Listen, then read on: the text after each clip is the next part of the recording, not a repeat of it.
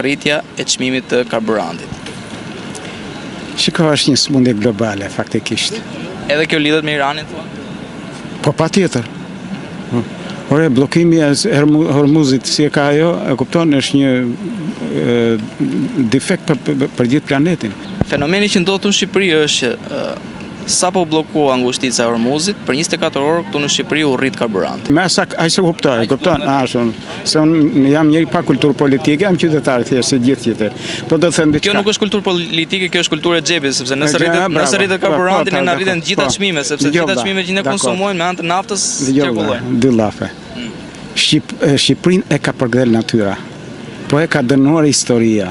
Pra, shiko, e ka privilegjuar natyra, Zoti, e kupton? Ja ka dhënë gjithë burimet, nën toksore, mbi toksore, në raport me popullsinë, raport gjithmonë me popullsinë, jemi njësh i botës, as Ballkanit, as Europës, i botës. Këtu ka qumësh dallandyshëm vëlla. Ne kemi naftë që jot plotësojmë nevojat e vendit, po dhe të eksportojmë. Pse fiks me që më dole te kjo tema, pse këta thonë që ne nafta jon nuk bën? Si s'bën? Dëgjoj. Nga eksperjenca jote, e kemi përdorur ndonjëherë në naftën tonë? Dëgjoj.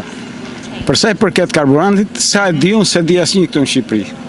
Se pa firmën time dhe pa vulën time, karburanti nuk shkon në veri. Korrupsioni e ka nxjerrë naftën tonë? Korrupsioni, për interesa pa përdorshme. Për interesa partijake, individuale, shteti, e kupton? Po nafta jonë është naftë e shkëlqyer. Pse ta nisim në Kanada naftën, të proponojnë në Kanada, e ta marrim ne, ta blejmë Kanadas. Ore kuptoni ç'po ndodh në Shqipëri vëlla?